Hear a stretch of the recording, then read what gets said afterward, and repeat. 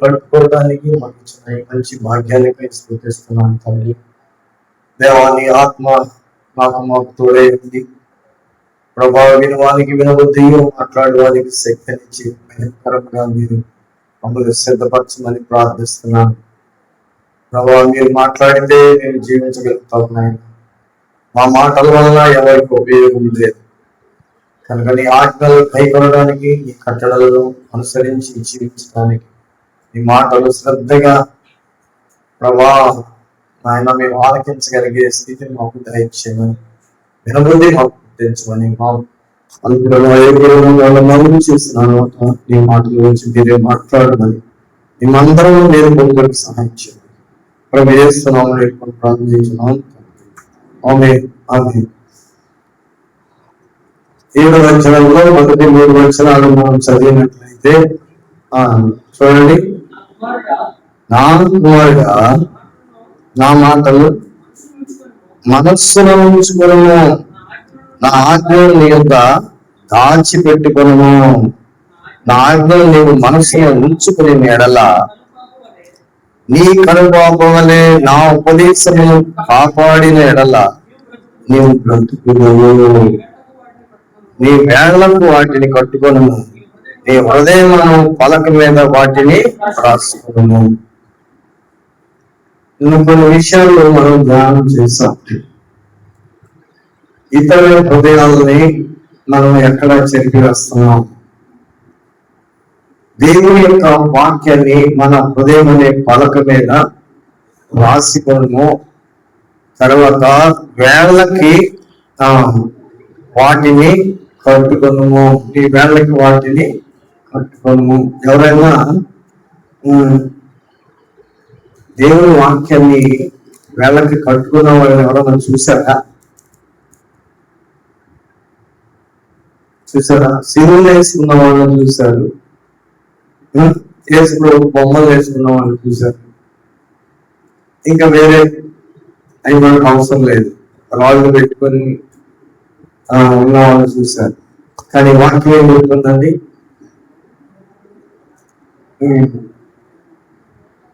వేళ్ళకి వాటిని కట్టుకొను, వేళ్ళకి వాటిని కట్టుకొను. ఆజ్ఞలు వేళ్ళకి కట్టుకోవాలంటే ఎందుకని అంత ప్రత్యేకంగా వేళ్ళకే కట్టుకోమని రాయబడి ఉంది? వేళ్ళు నీకు ఎప్పుడు కనబడతా ఉంటాయి కదా, ఎప్పుడు వేళ్ళు చూసుకుంటా ఉంటాం కదా మనం. ఆ వేళ్ళు చూసినప్పుడల్లా ఆజ్ఞలు, ఆదివారం వచ్చి దేవుని వాక్యాన్ని విని మర్చిపోయి వెళ్ళిపోతాం. కానీ వేళ్ళకి కట్టుకోమన్నారు. మెడలో కట్టుకుంటే చూస్తావా? ఏమండి, మెడలో కట్టుకుంటే చూస్తావా? చూడలేదు. వేళ్ళ కట్టుకుంటే చూస్తాం. నువ్వు ఇలా వాక్యం అంతా కూడా అంటే నా ఆజ్ఞలు, ఈ 10 ఆజ్ఞలు కూడా 10 వేళ్ళకి కట్టుకొని ఉండాలి మీరు. అవునండి, 10 ఆజ్ఞలు కూడా 10 వేళ్ళు ఇచ్చాడు దేవుడు. ఆ 10 వేళ్ళకి కట్టుకొని ఉండాలి. నువ్వు బయటికి వెళ్ళినప్పుడు కానీ లోపలికి వచ్చినప్పుడు కానీ ఆ వేళ్ళకు ఉన్నటువంటి ఆ ఆజ్ఞలు వాటిని ధ్యానిస్తూ ఉండాలి.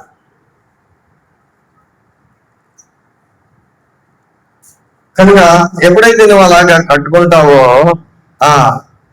నీవు బ్రతుకుతావు, నువ్వు బ్రతుకుతావు. కానీ జాగ్రత్తగా ఉంచుకోవాల్సినటువంటి ఆజ్ఞలని దూరం చేసుకుంటున్నావు. జాగ్రత్త లేని వాటిని సమీపంగా చేసుకుంటున్నాం. అవి దగ్గర అవుతున్నాయి. అవి ఏం చేస్తాయంటే బ్రతికించే వాటిని దూరం చేసుకుంటున్నాం, నశింపజేసే వాటిని దగ్గర చేసుకుంటున్నాం. కనుక అలా కాదు, మనం దేవుని సన్నిధికి వస్తున్నాము, దేవుని లోనికి వస్తున్నాము, దేవుని కుమారుడుగా మనం పిలువబడుతున్నామంటే మనము లోకరీతిగా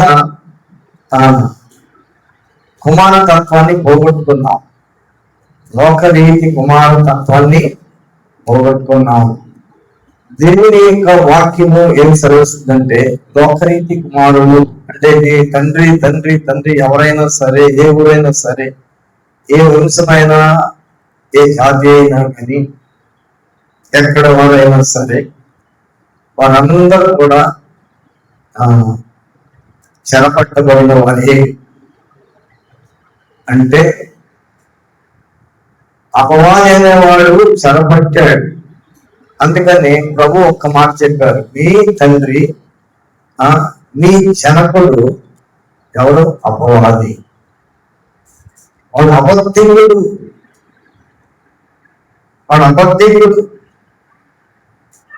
వాడు అబద్ధం ఆడిన వాడికి అలవాటు. తన స్వభావం అనుసరించే మాట్లాడుతూ ఉంటాడు. ప్రియురా, సత్యానికి అసత్యానికి, నీతికి అవినీతికి, క్రమానికి అక్రమానికి, మంచికి చెడుకి, వెలుగుకి చీకటికి వ్యత్యాసం లేదా? నువ్వు ఏ సంబంధివి అని నీవు గుర్తించగలుగుతున్నావా?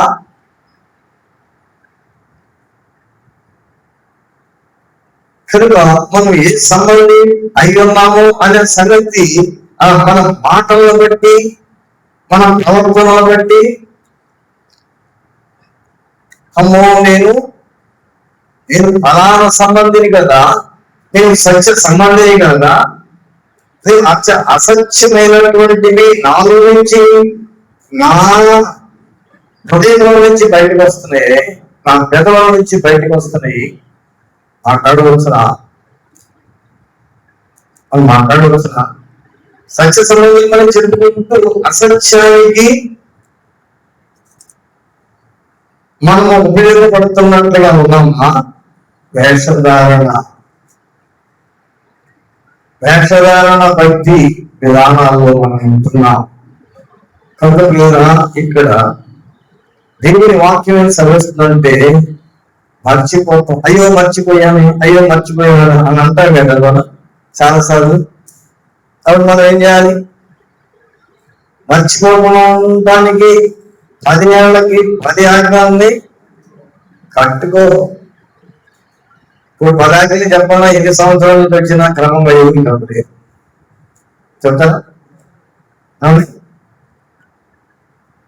చెప్తారా? పాటలు పాడమంటే పరిశుద్ధ పాట పాడాలంటే ఒక మాట పాడుతుంటే ఇంకొక పుస్తకం తెలుసా? ఎన్ని సంవత్సరాలు పాడుతున్నాం? అవును, జరుగుతుందా లేదా? అవును, జరుగుతుంది. కానీ దాని చరణం తర్వాత చరణము పాడటానికి పుస్తకం లేకుండా జరగట్లేదే.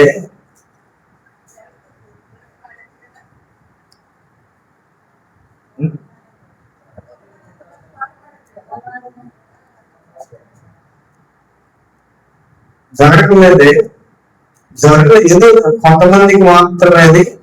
అందుకని ఆశగాలుగా కట్టుకోము. నీ వేళ్ళకి వాటిని చెప్పండి. వాక్యం కూడా అంతే, చదువుతాను కానీ ఆ సమయానికి ఆ రిఫరెన్స్ గుర్తురాదు. రిఫరెన్స్ అందించేవాడు లేకపోతే బోధ చేసేవాడు కష్టం. వాయించేవాడు లేకపోతే పాటలు పాడేవాళ్ళకి కష్టంగా అవునా కదా? పరిశుద్ధాత్మ లేకుండా బోధించగలిగే వానికి కష్టం కాదా? పరిశుద్ధాత్మ నడిపింపు లేకుండా బోధించాలంటే సాధ్యమా? అవునా కదా? సాధ్యమే, కొన్ని సాధ్యం కాదా? కానీ పరిశుద్ధాత్ముడు బోధించాలి. బోధకుడు ఎవరు? పరిశుద్ధాత్ముడే. మనమందరం కూడా ఆయన తరచు చూడవలసిన వాక్యాన్ని వింటున్నాము, గ్రహించలేకపోతున్నాము. అందుకని ఎందుకని అవి చేతులకు వేళ్లకు వాటిని కట్టుకోవడము, నీ హృదయం అనే పలక మీద వాటిని రాసికొనము. మర్చిపోయావా? బయటికి వెళ్ళి రావడంలోనే మంచి అక్కడ తమ్ముడు దోచేసుకున్నాడా? బయటికి వెళ్ళొచ్చాము, వీళ్ళు రాగానే ఏమైపోయింది? దోచపడ్డామా?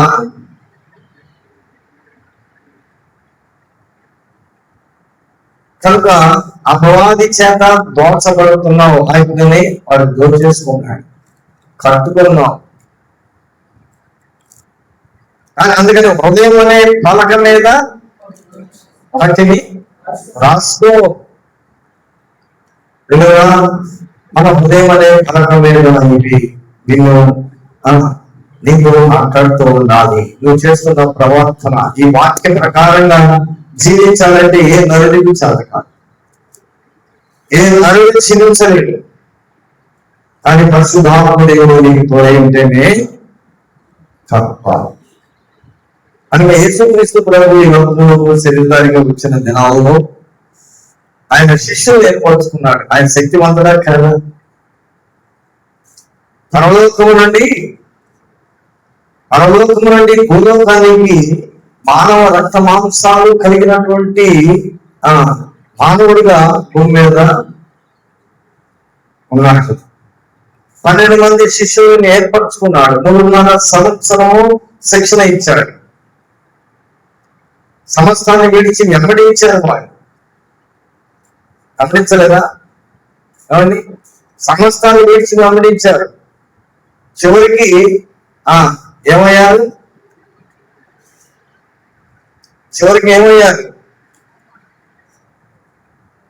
సిలువ వేసే సమయానికి ఎవరు లేరు, ఒక్క యోహాను మాత్రము దమ్మును ఆదుకున్న వాడు మాత్రమే అక్కడ ఉంచారు.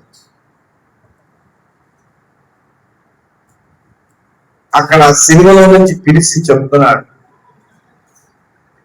తల్లితో మాట్లాడుతున్నాడు, శిష్యుడితో మాట్లాడుతున్నాడు. ఆ ఒక్క మనిషే, ఆ ఒక్క శిష్యుడు మాత్రమే అక్కడ నిలబడినట్లుగా కనబడుతున్నాడు. ఆయనే ఏం చూశాడండి? చూడండి, ఆయన ఏం చూశాడు?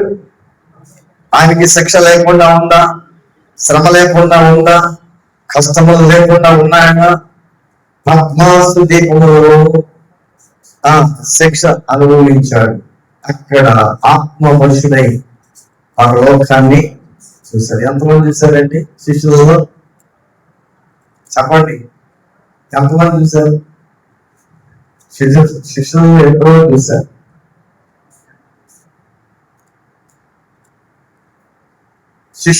శిష్యుడు స్థాపన 12 మంది శిష్యులలో నిలిచిన వాడు ఒక్కడ మాత్రమే పద్మాసు దీపంలో పరలోకము చూసి, చూచిన వాటిని విన్న వాటిని పుస్తకంలో రాయము. అదే ప్రకటన గ్రంథం.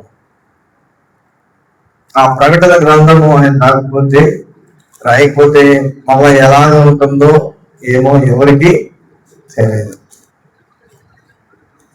కనుక ఇక్కడ ప్రభువుతో ఉన్నంత కాలము వారు పరిశుద్ధాత్మ శక్తిని సంపాదించుకోలేకపోయారు. కేవలం వినటానికి రావడం, వచ్చి పోవడం, వినటం వల్ల నీకు శక్తి చాలదు. శక్తివంతం అనుకుంటాను అక్కడ.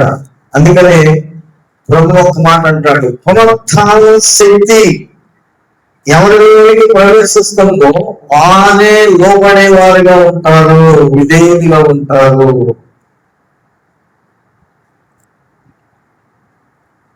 పునరుత్థాన శక్తి లేకుండా దేవునికి ఇష్టలుగా ఉండలేము. పునరుత్థాన శక్తి రావాలి. అందుకని జీవనం పునరుత్థానము నేనే అంటాడు. కనుక ఇది నెరవేర్చమంటే పేతురు ఏమయ్యాడండి? ప్రభువు ముందు చెప్పలేదా? పేతురికి తెలిసిందా లేదా? ఏదైనా స్త్రీకి చెప్పలేదా? తెలిసిందా లేదా?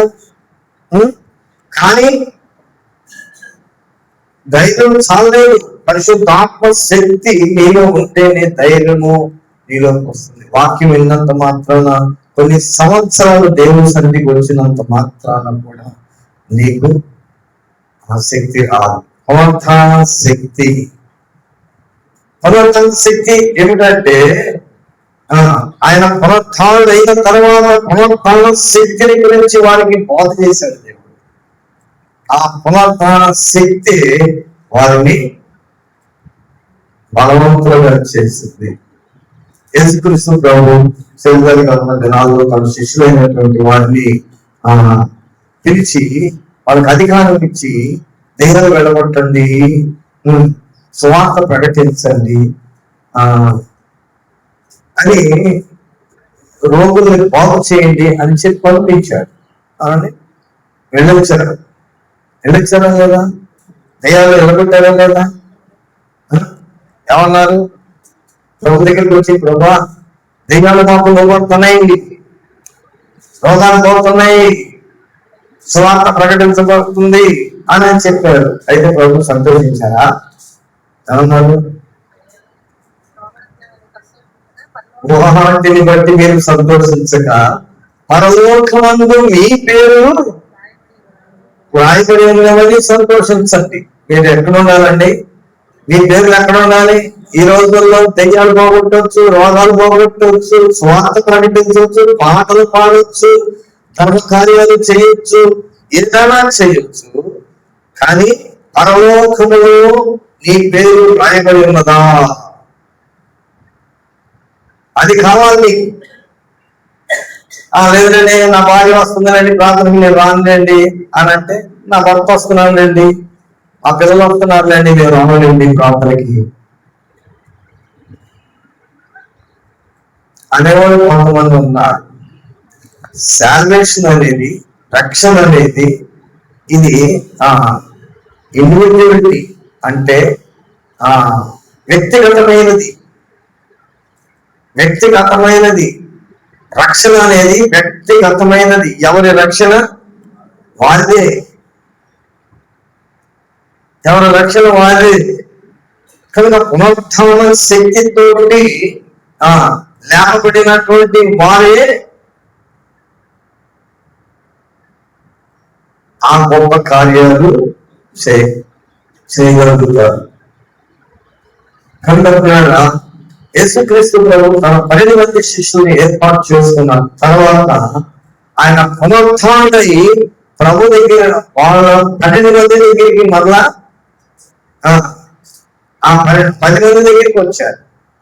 వచ్చినప్పుడు మీకు సమాధానం కలుగును కాక అని ప్రభు చెప్పారు. అప్పుడు దానికి సమాధానం లేదా?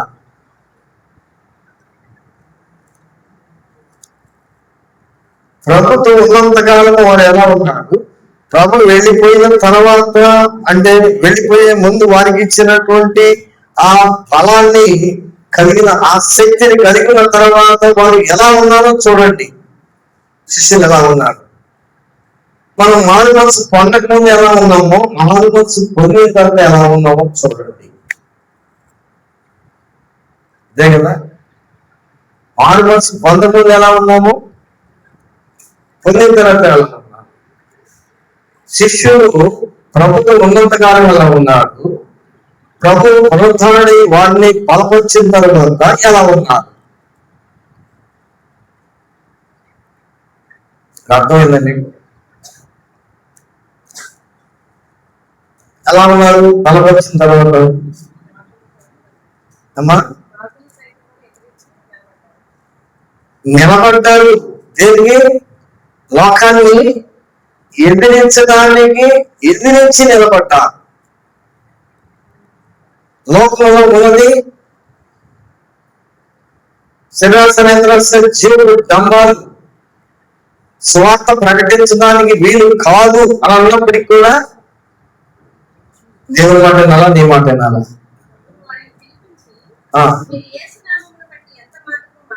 ఎంత మాత్రం వేస్తున్నామో బట్టి ఎంత మాత్రము మీరు మాట్లాడకూడదు, బుద్ధింపకూడదని వారికి ఖచ్చితంగా ఆజ్ఞాపించినప్పుడు వాళ్ళు ఏమన్నారమ్మా? అందుకు పేతురు యోహాను వారిని చూసి దేవుని మాట వినుట కంటే ఏమా దేవుని మాట, తర్వాత నీ మాట, నీ మాట. సోదరుడ సహోదరి, ఒక భార్య భర్త స్థానంలో ఉన్నటువంటి నీవు ఎవరైనా నీ భర్తని ఈ మాట అన్నావా? నీ భార్యని ఈ మాట అన్నావా? అనుకుంటాం. కష్టం కదండి, ఎంత కష్టం ఎదురించలేము. మరి వాళ్ళు ఏమన్నారు? న్యాయమా? మీరే చెప్పు. ఎప్పుడన్నారు ఈ మాట? ఈ మాట ఎప్పుడన్నారు? పునరుత్థాన శక్తిని కలిగి ఉన్నప్పుడే ఈ మాట అన్నారు. మరి ప్రభు వాళ్ళతో పాటు లేడా? సజీవుగా ఉన్నప్పుడు ప్రభు వాళ్ళతో పాటు లేడా? వాళ్ళ వెంట తిరగలేదా? సమస్తాన్ని విడిచిపెట్టలేదా? ఆయన అనుసరించలేదా? ఆయన వారికి శక్తిని ఇవ్వలేదా? అధికారం ఇవ్వలేదా?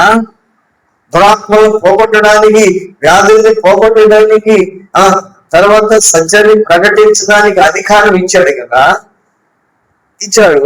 ఆ అధికారాన్ని వారు తీసుకుని ప్రకటిస్తున్నారు. కానీ ప్రభు మరణానికి సమీపంగా ఉన్నప్పుడు మేము ఎరగము అన్నారు. మన భక్తి అంతే ఉందా? అక్కడ దాకా వచ్చి నిలిచిపోయిందా మన భక్తి? ఏమన్నా ఆలోచిద్దాం ఒక్కసారి. మన భక్తి ఎక్కడి దాకా వచ్చి నిలిచిందండి?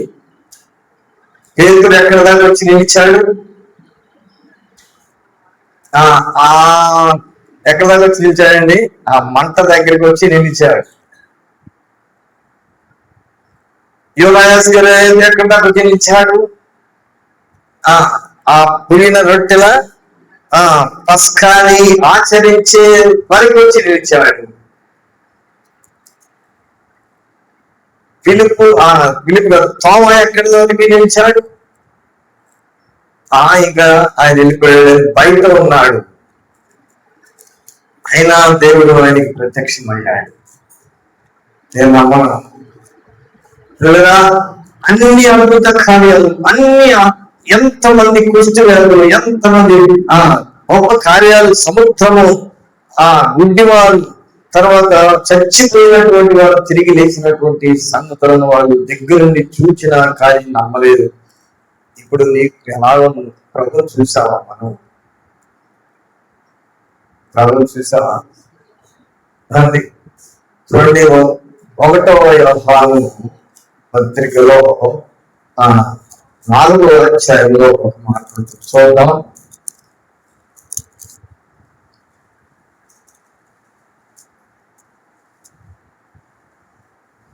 4వ అధ్యాయం 12వ వచనం చదవండి.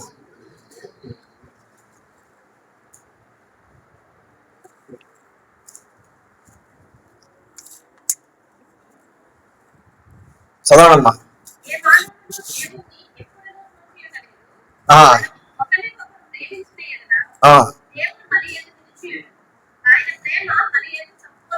అది ఇక్కడ ఏ మానవుడు దేవుని ఎప్పుడు చూచి ఉండలేదు.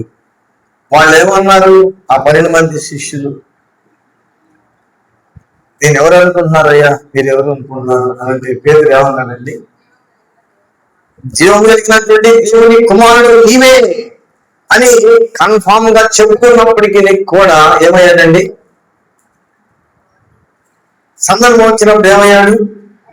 జారిపోతున్నాం. మనం ఏమవుతున్నాం?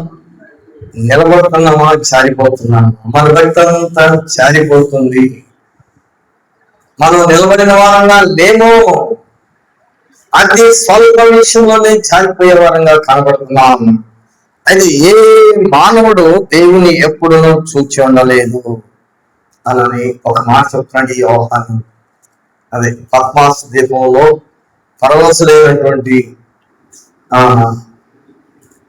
యోహాను ఒక మాట చెప్తున్నాడు. చూడండి, మనము ఒకరినొకడు ప్రేమించిన దేవుడు మన యందు నిలిచి ఉండను.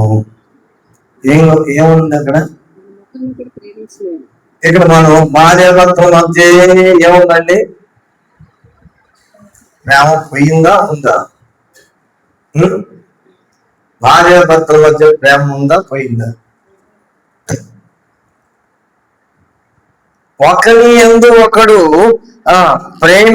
ప్రేమించినలా, ఒకరినొకడు ప్రేమించిన దేవుడు మన యందు నిలిచి ఉండను. ఆయన ప్రేమ మన యందు సంపూర్ణ. నీ వివాహమైన నీ భార్యనే నువ్వు ప్రేమించినప్పుడు, నీ వివాహమైన నీ భర్తనే నువ్వు ప్రేమించినప్పుడు, నీ పొరుగువాన్ని ఏం ప్రేమిస్తాను? అంటే దేవుని ప్రేమ నీలో సంపూర్ణమైందా? లేకపోతే ప్రభు దగ్గరికి వెళ్ళి దేవుని వాక్యాన్ని విన్నాను, లేదు పాటలు పాడొచ్చారు, నాకు మాట్లాడి వచ్చారు, ఆదివారం పార్టిసిపేట్ చేశాను, సరిపోయింది నేను దేవుడు అనుకున్నామా?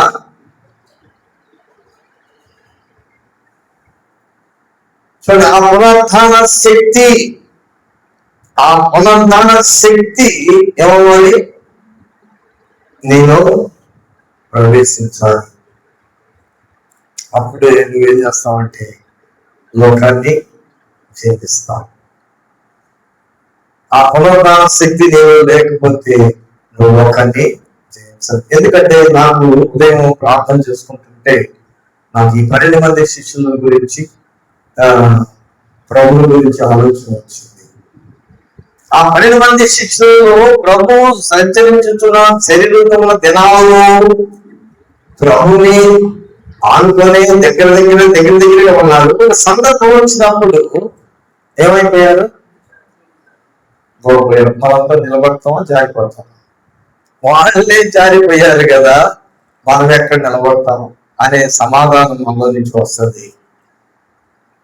ఆ తర్వాత దేవుడు పునరుత్థాన శక్తితో వాళ్ళని నింపాడు.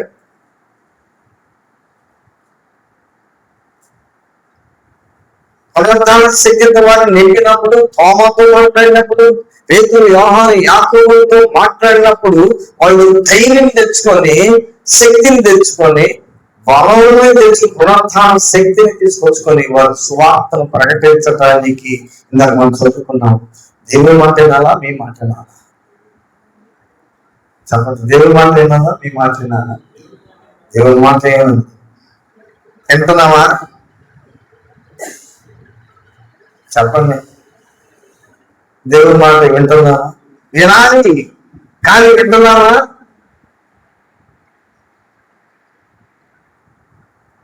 చాలా దూరంగా ఉన్నాం. అప్పుడు దేవుడు వాళ్ళని బలపరిచినప్పుడు వారు యేసుక్రీస్తు ప్రభు ఎలాంటి మరణానికి గురైపోయాడో ఆ అట్టి మరణానికి గురవటానికి వారు వెనకాడలేదు. ధైర్యం తెచ్చుకున్నారు. పిల్లగా నీ సహోదరుని ప్రేమించమని దేవుని వాక్యం ఉంది. ఇక్కడ నీ ప్రక్కన సహోదరుని, నీ ఇంట్లో కోడల్ని ప్రేమించలేవు, నీ కొడుకుని ప్రేమించలేవు, నీ మనవడిని ప్రేమించలేవు. అవునా కదా? మన ఇంట్లో మనల్ని ప్రేమించలేవు, కొడుకులను ఎక్కడ ప్రేమించి నువ్వు దేవుళ్ళు ఎక్కడ కలిగి ఉంటావు అనుకుందామా? వాక్యం దగ్గరికి నువ్వు వచ్చావు, వాక్యం దగ్గరికి వచ్చావు. నీ డబ్బపు మాటలు, నీ అతిశయపు మాటలు, వాటిని సిలువై, వాటిని చంపు. కనబడుతున్నాయి, నీ డబ్బపు మాటలు కనబడుతున్నాయి. నీ ఎలా కనబడాలి? దేవుడి కోసము సిలువ వేయబడి అంత స్థితికి రాలేకపోతున్నామంటే దేవుని ఆత్మశక్తి మనలో క్రియారూపం అవ్వలేదు. పునరుత్థాన శక్తి నీలోకి రాలేదు. ప్రభు అనుమతి చెప్పుకుంటున్నాం, లోకాన్ని ప్రేమిస్తున్నాం. ప్రభువు చూపిస్తున్నామా, లోకాన్ని చూపిస్తున్నామండి? ఎవరు చూపిస్తున్నాం? చెప్పండి. వాస్తవం మనం 24 గంటలు ప్రార్థన ఇక్కడ పెట్టుకున్నాం. అందులో కొంతమంది ఆశ్చర్యంగా చెప్పుకున్న 24 గంటల ప్రార్థనలో గొప్ప నిన్న తిమోతి గారు రాత్రి చాలాసేపు మా దగ్గర కూర్చున్నారు. అయ్యా తెల్లవారుజామున నేను ప్రార్థన చేయటం మొదలుపెట్టాను. 6 గంటల నుంచి కనిపెట్టి సాయంత్రం కనిపెట్టి రాత్రి కనిపెట్టి ఇల్లంతా కనిపెట్టి తెల్లవారుజామున నాకు ఏదో 4 గంటలకు సమయం దొరికిందయ్యా రెండోసారి ప్రార్థన చేయడానికి. అప్పుడు నేను ప్రార్థన చేస్తుంటే నా మీదకి వచ్చినటువంటి ఆత్మశక్తి బహుగానే పశ్చాత్తాపడిపోతున్నాను. బహుగా పశ్చాత్తాపడిపోతున్నాను. నేనేమైపోతాను అనేది ఆ విధానం నాకు కలిగి నేను ఏం చేస్తున్నాను, దుఃఖపడిపోతున్నాను, కళ్ళము నీళ్ళు వచ్చేస్తున్నాయి. అలాగా పిల్లలు ఎంతసేపు కనిపెట్టారు? ఎంతసేపు? చివరి కనిపెట్టి 6 గంటలు అనుకున్నది ఇంకా 5:30కి వచ్చి 6 గంటలు అనుకున్నది రేపటి 6 గంటల వరకు అనుకున్నది ఇంకా. ఇప్పుడు పశ్చాత్తాపము రావటము గొప్ప విషయమా, నీ వ్యాధి పోవడం గొప్ప విషయం? ఏ విషయంలో పశ్చాత్తాపడ్డాడు? తన స్థితి విషయంలో, తన పొరపాటు విషయంలో, తన బలహీనమైనటువంటి దాని విషయంలో నమ్మకంగానే ఉన్నాడు. కానీ నేను బలహీనుండి ఆ విషయంలో పశ్చాత్తాపడుతున్నాడు, నలిగిపోతున్నాడు. ఇంకా నేను ముగించాలి అనుకుంటున్నా, కానీ ఇంకా నేను ప్రార్థన చేయాలనే మనసు తపన ఆయనలోనికి ప్రవేశించింది. ఏ సమయంలో దర్శించిందండి? నేను చెప్పాను, వచ్చేవాళ్ళు రండి, పోయేవాళ్ళు పోండి అని చెప్పాను. వచ్చి చివరి దాకా ఉంటే బాగుంటుందిలే అని చెప్పేసి ఆయన ఆలోచన. దేవుని ఎలాంటి రూపాంతరం, అంతరంగములో రూపాంతరం, హృదయంలో రూపాంతరం. కనుక దేవుడి సన్నిధిలో ఒక్క దినము గడుపుట 1000 దినముల కంటే పేతురు రాస్తాడు, ఒక దినము 1000 సంవత్సరముల వలె అంటాడు. దావీదు రాస్తాడు 1000 దినముల కంటే 1000 సంవత్సరాలతో పోల్చాడు పేతురు. ఎంతటి భక్తి విధానాల్లో వారి శరీరాన్ని వారు ప్రేమించిన వారు కాదు, శరీరాన్ని ప్రేమించిన వారు కాదు, శరీరంలో ఉన్న వాటిని ప్రేమించారా? చెప్పండి. శరీరాన్ని ప్రేమించినప్పుడు శరీరానికి ఉన్న వాటిని ప్రేమించారా?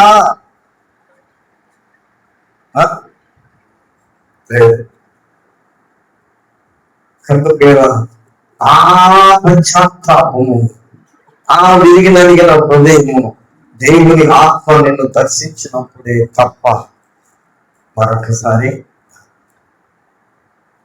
కనుక చేతులు కట్టుకో ఆజ్ఞలు, చేతులు కట్టుకో ఆజ్ఞలు రాయబడింది. ఈ హృదయం అనే పలక మీద వాటిని రాసుకున్నాం.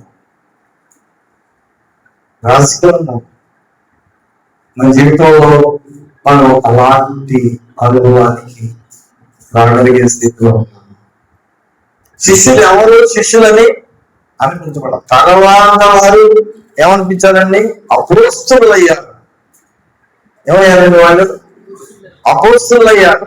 అపోస్తుల కార్యము 11వ అధ్యాయములో రాయబడింది చూడండి. అపోస్తుల కార్యము 11వ అధ్యాయము 26వ వచనము. వారు కలిసి 1 సంవత్సరం అంతయు సంఘంలో ఉండి బహుజనులకు వాక్యమును బోధించిరి. ఎప్పుడండి? స్వార్థ ప్రకటిస్తున్నారు.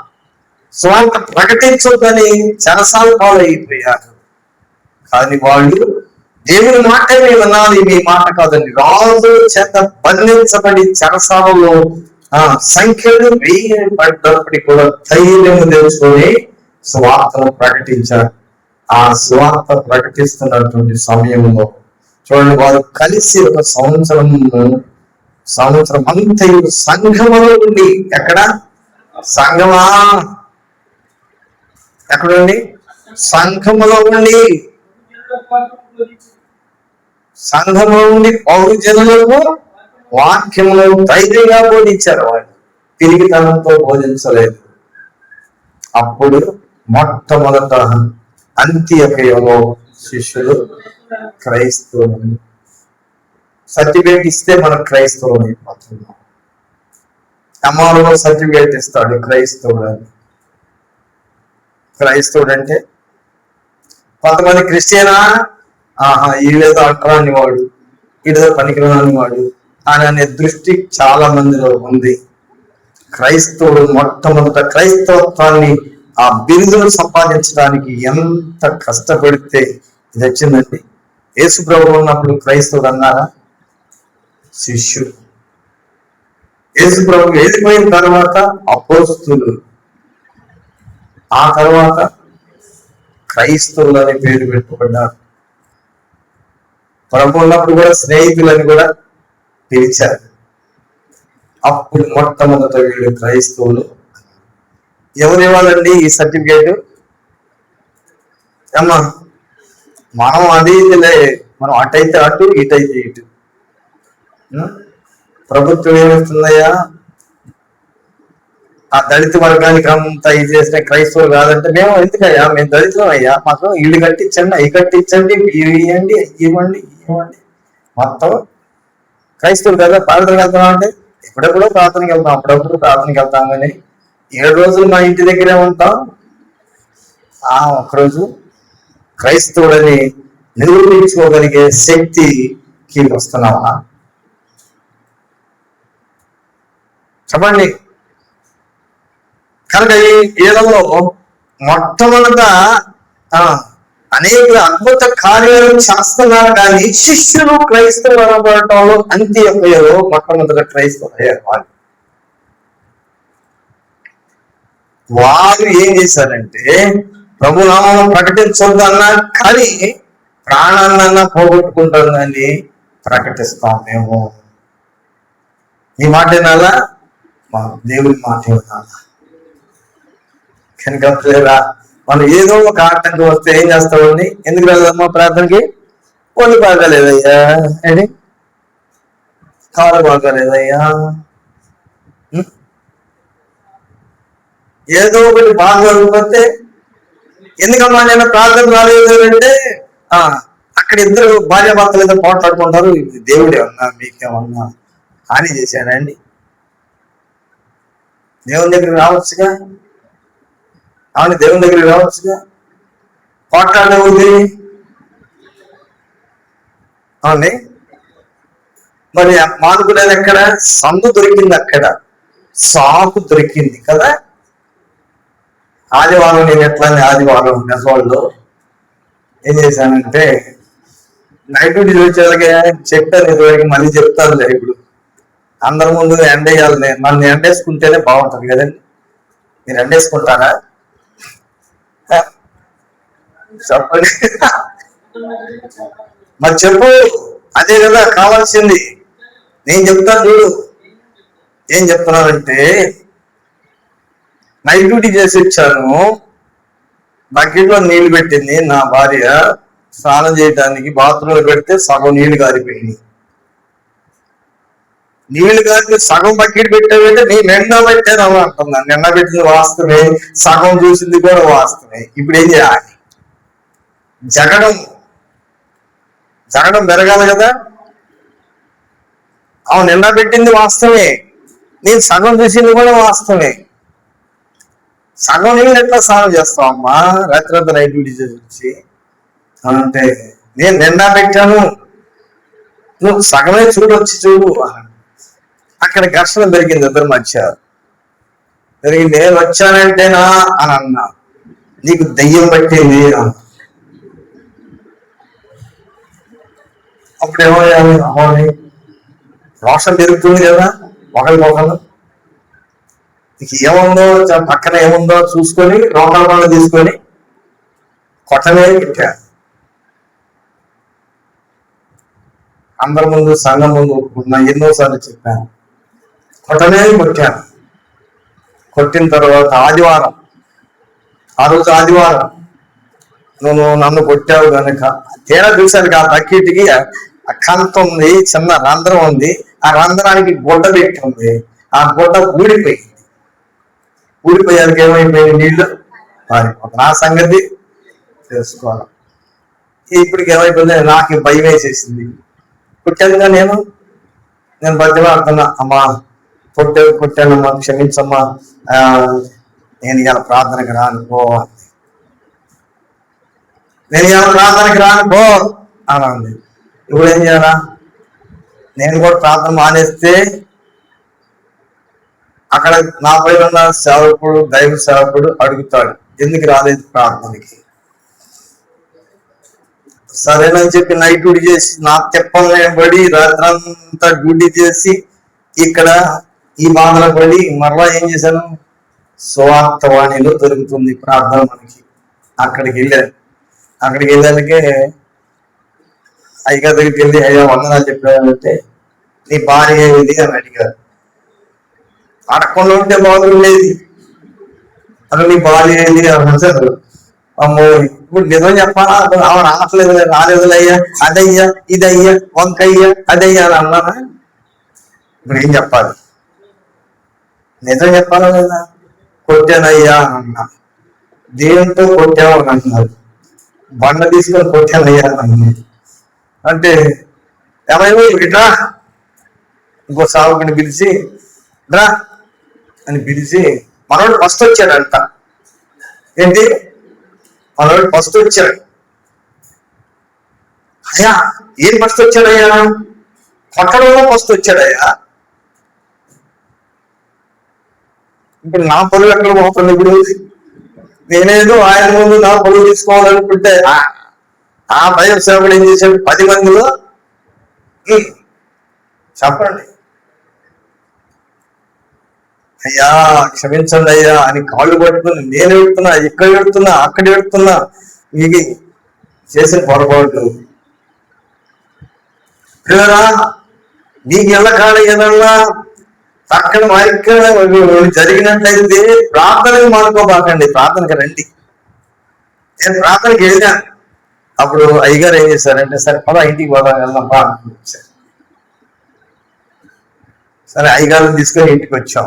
విజయవాడలో ఉన్నప్పుడు అమ్మాయి ప్రార్థన నాలెడ్జ్ ఏంటంటే, కూర్చోండి ఇద్దరు, మమ్మల్ని ఇద్దరిని కూర్చోబెట్టి అయ్యగారు మాట్లాడటం ప్రారంభించి అయ్యా నన్ను క్షమించండి అని చెప్పి ఇద్దరు అది క్షమాపణ అడుగుకొని, ఇద్దరు ఒకళ్ళొకరు క్షమాపణ అడుగుకొని అయ్యగారిని క్షమాపణ అడిగితే ఆ దెయ్యం పోయింది. దెయ్యాన్ని పోషిస్తున్నావా నువ్వు? దాన్ని పాటి చెప్తున్నావా? ఎందుకు చెప్తున్నానంటే ఈ వాక్యము దేవుని సన్నిధికి వచ్చే టయానికి వస్తుంది. ఏంటి? ఎలాగ నీకున్న ఏదో ఒకటి చేసి అక్కడ వెళ్ళటం వల్ల ఏమైంది? వెళ్ళటం వల్ల ఏం జరిగిందండి? మేలు జరిగిందా లేదా? మేలే జరిగింది. అప్పటి నుంచి ఇప్పుడు దాకా మళ్ళీ రాలేదు. ఏది? ఆ సమస్య అప్పటి నుంచి ఇప్పుడు దాకా దాదాపు 20 సంవత్సరాలు 10 సంవత్సరాలు అయిపోయింది. ఇప్పుడు దాకా రాలా. మీకు రోజు వస్తానే ఉంది, ఇంట్లో రోజు వస్తానే ఉంది. కానీ ప్రార్థనకి రావట్లా, బయట పెట్టుకోవటంలా, దేవుడి సన్నిధిలో చెప్పుకోవట్లేదు కనుక అది మిమ్మల్ని ఇంకో దారికి తీసుకెళ్ళిపోతుంది. అర్థమైందా? ఎవరు నేను గొప్ప అని అనుకోబాకండి. ఎవరు కూడా నేను గొప్ప అనుకోబాకండి. నేనే తక్కువ అని నువ్వు అనుకోగలిగినట్లయితే దేవుడు నిన్ను సమాధానపరుస్తాడు. పునరుత్థాన శక్తి ఎక్కడుంది? పాపాన్ని గొప్పింపజేసేది పునరుత్థాన శక్తి. పాపంలో చేయకుండా చేసేది పునరుద్ధాన శక్తి. ఆ పునరుద్ధాన శక్తితో మనము శిష్యులు 12 మంది కూడా పునరుద్ధాన శక్తిని పొందకుండా మాత్రం వాళ్ళు శిష్యులు కాలేదు, క్రైస్తవులు కాలేదు. ప్రభువు ఆరోహుడై ఆయన వెళ్ళిపోయిన తర్వాత వారు స్వార్థలు ప్రకటిస్తూ అంత్యొకయలో వారు మొట్టమొదటిగా క్రైస్తవులు అనబడ్డారు, చంపబడ్డారు, రాళ్లతో కొట్టబడ్డారు, రంపాలతో కొయ్యబడ్డారు. సజీవ రంపంతో చెక్కలు పోస్తారా, మనుషులు పోస్తారండి? అట్లా కోసారట మనుషులు. లేదా ఆ మాట లేదమ్మా? హెబ్రీయులకు రాసిన పత్రిక 11వ అధ్యాయం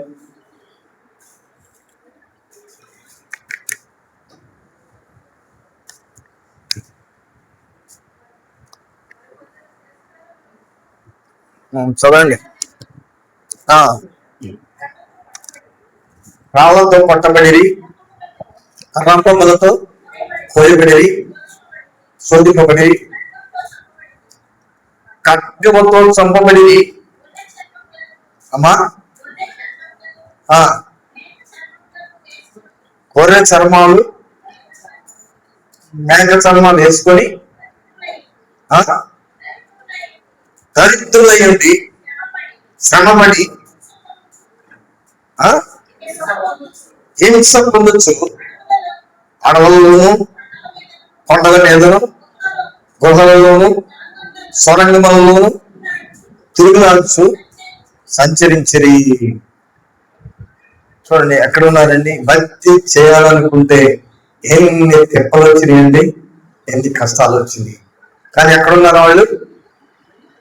అలా ఉన్నారు. కానీ వదిలిపెట్టారా? చెప్పండి. స్వల్పమైన దానికోసం దేవుని సన్నిధిని మానేస్తున్నావు. అంత కష్టపడ్డా కానీ వాళ్ళు దేవుని సన్నిధిని విడిచిపెట్టలేదు. వాళ్ళు అలాంటి హింసలు, పాపలు, కరువులు, వస్త్రహీనతలు అనుభవించారు. వారికి ఏమి ఎన్నికైంది కాదు. అట్టి వారికి అమ్మా చెప్పండి,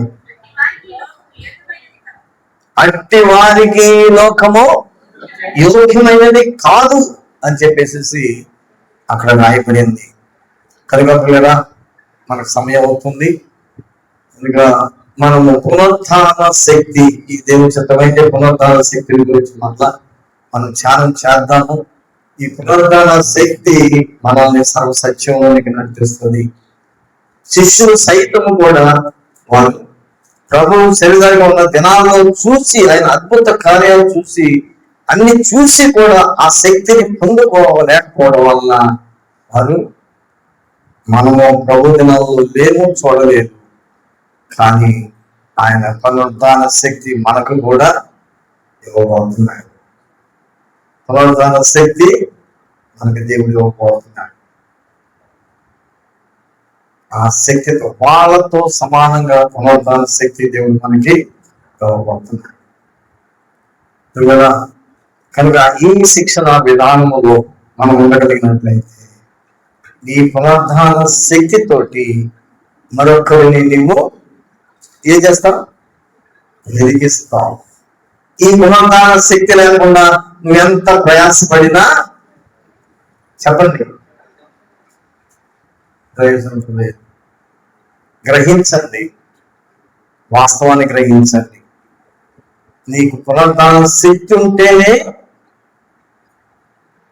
ప్రభు పునరుద్ధారుడై తిరిగి లేచి ఎన్ని గొప్ప కార్యాలు చేశారు. తిరిగి లేచి మరలా చేపలు పట్టుకుంటానని వెళ్ళిపోతున్నటువంటి పేతుర్ని పిలిచి ఆ పునరుద్ధాన శక్తిని మన ముందు ఉంచి సర్వలోకానికి వెళ్ళి సర్వ సృష్టికి సువార్తను ప్రకటించమన్నారు. నువ్వు ఒంటిగానే ఉంటే దాని గోరుకించ అది భూమిలో వేయబడి అది చంపబడిన తర్వాత అది ఎదిగి పరిస్థితి.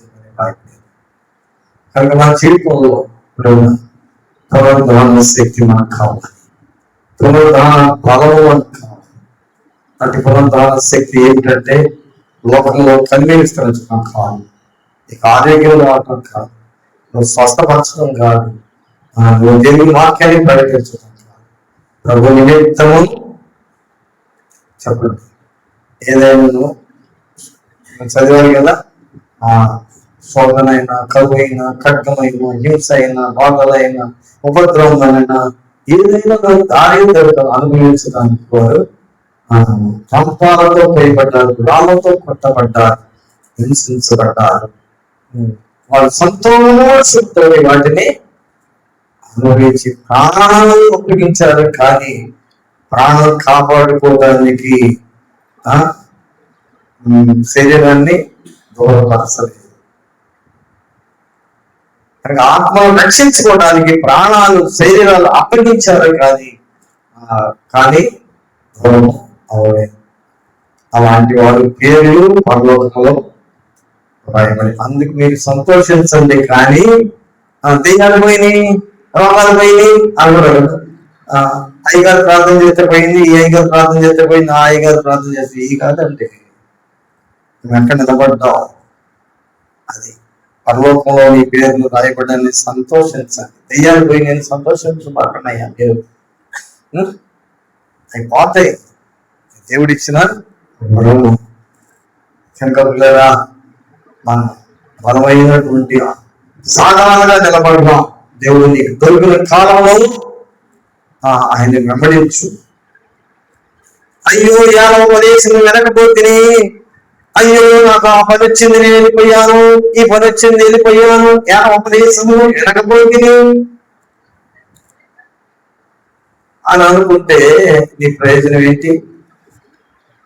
సరే, దేశ ప్రయోజకులైనటువంటి అవసరం కలుగులేదా? దేవుడు మనకు అనుగ్రహింప చేసిన కృపకాలంలో ప్రతి ఒక్క శ్రేష్టతో లోటు తెలుసుకొని పొలవుతాం, వెంబడిద్దాం. ఆ వెంబడింపులో మనం లేకుండా మన ఇష్టానుసారమైన బట్టి మనం నేను చేశాను కదా, అది చేశాను కదా అంటా ఉంటారు. ఏమంటారండి? మేము ఎంత చేసాం కదా, కలిసి మమ్మల్ని మాట కూడా పలకరించలేదే. రాయితో కొట్టాడా, రంభంతో పోసాడా, చెప్పండి, ఖడ్గంతో చంపాడా, ఏం చేశాడు?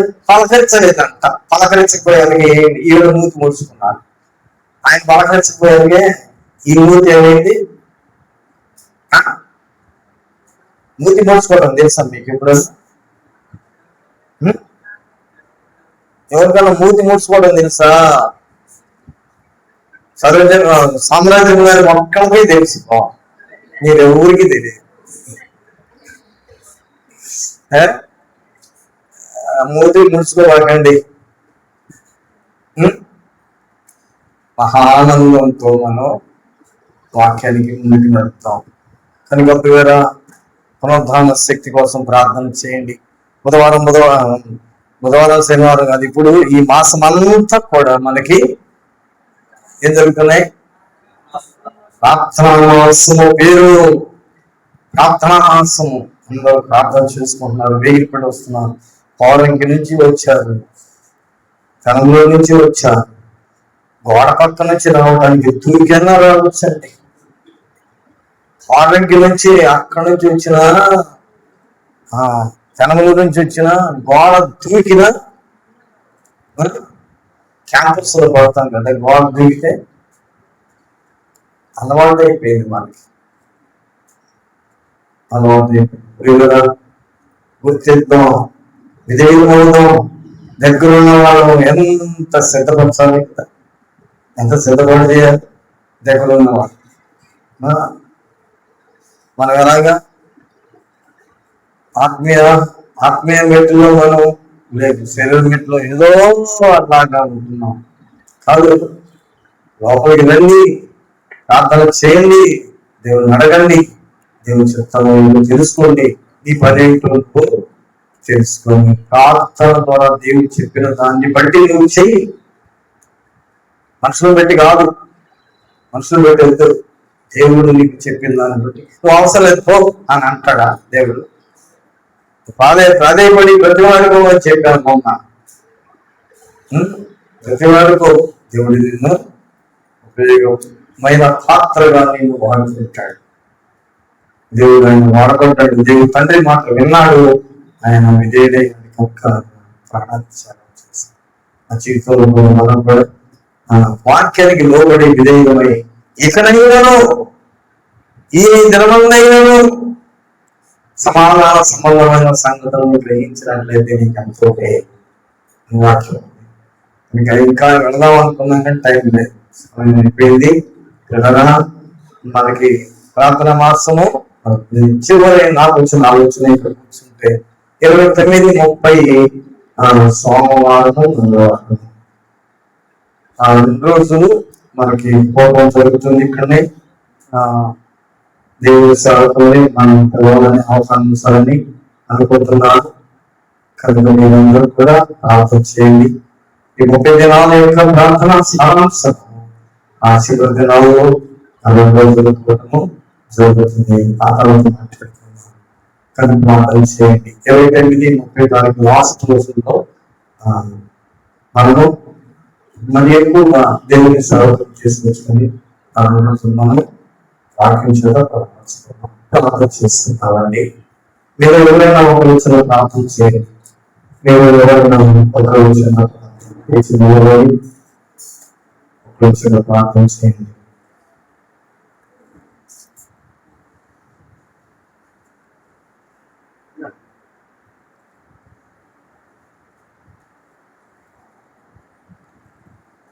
ఎవరైనా ఒక చిన్న ప్రార్థన చేయండి. 2 నిమిషాలు.